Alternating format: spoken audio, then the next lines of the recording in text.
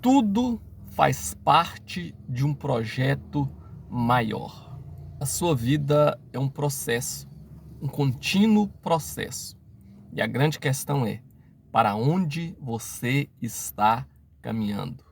Em qual direção você está indo? Saiba que é totalmente possível. Você está passando por muita dificuldade. Você está num momento de crise intensa, mas mesmo assim, estar caminhando para algo grandioso e glorioso. Eu estava lendo José do Egito agora pela manhã e estava analisando. Olha só, que interessante como a história de José fala conosco em nossos dias. Haveria uma grande fome no mundo. A família de José estava em Canaã.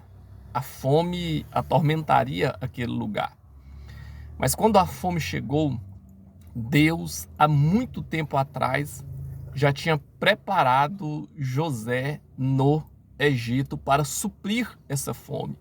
Não só a fome da sua parentela, mas a fome de toda a terra, de todo o mundo local. José estava na prisão, José passou por acusações, José passou por privações terríveis, mas em determinado momento a oportunidade chegou e ele teve algo que só Deus pode dar para o homem, que é discernimento de tempo. José teve uma revelação de sabedoria e de futuro tremenda. Ele identificou o tempo, o que estava acontecendo. Haveria um tempo de muita prosperidade e depois um tempo de muita fome, de crise terrível. Se você lê a história de José ali, a partir do capítulo 37 de Gênesis, você vai ver todo o decorrer dessa história. E o que é que eu quero trazer para os nossos dias hoje? Nós vivemos um tempo de prosperidade muito boa no mundo. Hoje as pessoas têm acesso a tudo: tecnologia, conforto, lazer, entretenimento, fast food, guloseimas, enfim, as pessoas estão vivendo uma vida aparentemente aonde elas têm tudo acessível o tempo todo. As pessoas comem, bebem, se vestem, se divertem, fazem muita coisa interessante. Mas aonde está Deus na vida dessas pessoas? Será que as pessoas entenderam que o mundo está diante da iminência de um juízo, de um tempo de crise? A colheita de um plantio vai chegar. O mundo está expulsando Deus dele. Se é que isso é possível, se você pode me entender, se expulsar entre aspas. Mas você não pode mais rezar ou orar numa escola, é proibido. Você não pode mais ter a Bíblia em uma repartição pública, é proibido. As pessoas querem carnaval, festa da carne, as pessoas querem aborto, as pessoas querem viver uma vida livre, independente, sem se preocupar com um Deus soberano, juiz, a quem elas têm que servir. E tudo isso vai trazer juízo de Deus sobre a terra.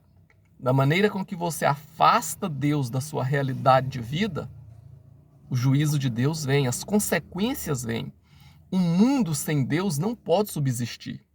Essas pessoas que estão nas ruas, protestando, fazendo manifestações, lutando por direitos. Que direitos são esses? Direito de viver sem Deus, de uma sociedade sem Deus, sem regras, sem pudor, onde as drogas são liberadas, onde o aborto é liberado, onde Deus deve ser tirado fora de questão. Tudo isso vai trazer consequências terríveis sobre a terra. Vai vir um tempo de crise, sim. Não que nós queiramos, mas vai vir. Já está programado isso daí. Assim como José falou sobre um tempo de crise, muitas pessoas estão falando sobre isso também.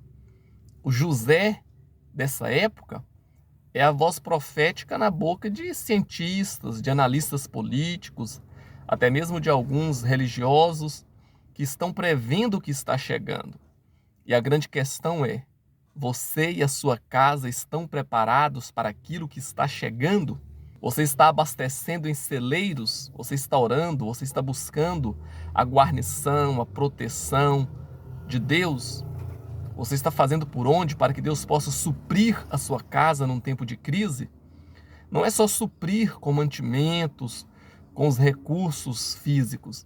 É suprir também o psicológico, o emocional, o espiritual, porque isso afeta muito, isso afeta demais também. Na verdade, o mundo está sendo chacoalhado.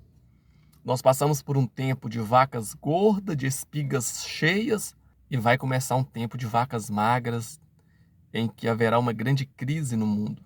Assim como José interpretou para Faraó naquela ocasião, vai acontecer nos nossos dias também. A Bíblia fala de 7 anos de tribulação e grande tribulação, que serão os piores dias da humanidade, e estão por vir.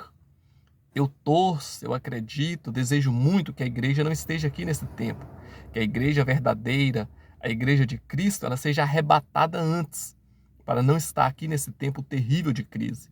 Embora há quem creia, por uma divergência de interpretação bíblica, que a igreja passará por esse tempo de juízo. Se estiver, Deus vai guardar, mas tomara, creiamos que ela não esteja, que ela seja arrebatada antes, para não passar por esse período terrível de calor, de escassez, de perseguição, de fome, de tortura, em que o cristianismo será proibido e os cristãos serão até mesmo assassinados por causa da sua fé. Quem está plantando tudo isso? Satanás. Como? Introduzindo na mente e no coração dos homens que eles não precisam de Deus, que eles podem viver uma vida sem Deus, que eles são autossuficientes para gerir a vida na terra sem Deus.